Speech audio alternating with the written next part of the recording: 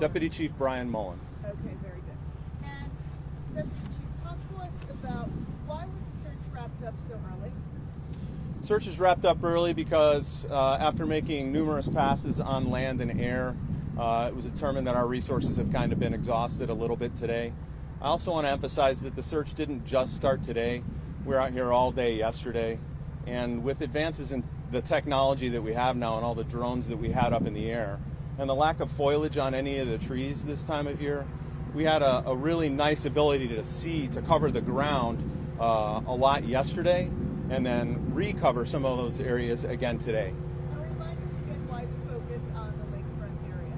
Focus on the lakefront. The video that was released last night showed Seamus leaving the bar.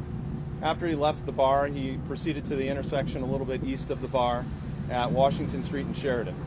Overnight, we received some more video down here at the lakefront from some of the businesses at the marinas that were showing Seamus right on the water's edge. And so we focused our efforts searching the water again today. We did search the water some yesterday, but we refocused it. We used Lake County Sheriff's Department side scan sonar and our Waukegan Fire Department side scan sonar. I apologize, that's the Lake County MABUS called out and did the side scan sonar with our Waukegan Fire Department units. Has this cell phone pinged anywhere? Has this cell phone pinged anywhere? And is this a recovery mission? Do we think he's still alive? So we are investigating. We're looking into the cell phone. We're not getting any activity from the cell phone anymore. At this point, we're just continuing to search for Seamus. We know he's in excellent shape, and we're very hopeful that maybe he could be out there someplace. I would like to ask you about the missing persons report. Am I correct that he was reported missing on Tuesday? That's correct. He was Why so long? originally, as I understand, the Navy had reached out to the mother, but it was unknown where his whereabouts were. He didn't report back to the base, which is not in Waukegan.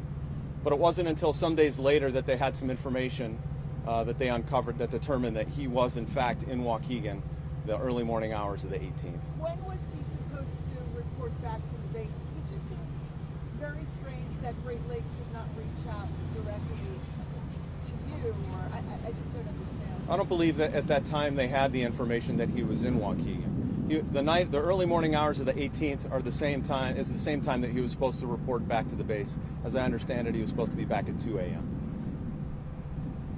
And so they had just not reported him missing because they didn't know where to make the report? Is that? I can't speak for them, but what I can tell you is that when we were notified on Tuesday that we had obviously found out about the time lapse that had taken place, so we jumped into action almost immediately, and on Tuesday started our investigation and then started our search of the different areas around where he was last seen. And as we've recovered more and more video, it changes kind of like the scope of the search.